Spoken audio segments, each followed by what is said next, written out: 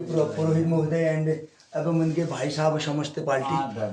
बात बड़ी देख रहा हूँ। हाँ, बड़े सौभाग्य का विषय है आज हमारे घर में ये पधारे। जब संतों के चरण यहाँ पढ़ते हैं तो जहाँ संतों के चरण पढ़ते हैं तो संतों के चरण पढ़ने से, संतों की नज़र पड़ने से ही सारे जो है सर्व सिद्धि कर्म परम कह रखा। वो भक्ति माता भी बोले शुरू से, वो बोलो तुम्हारा मैं बहुत भाग्यशाली हूँ क्योंकि आपके जो दर्शन हुए मेरे भाग्य से हुए हैं। बोला संतों के दर्शनों से वो तभी तो कहा दर्शन हो गए तो कुछ न कुछ होना ही है।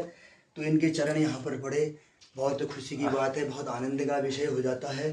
तो इसी आनंद को ही लेने के लिए संसार में जो है अभी आज भी जो है ये भागवत का विषय इसी के लिए भागवत होता है, इसी के लिए कि आनंद लेने के लिए होते हैं।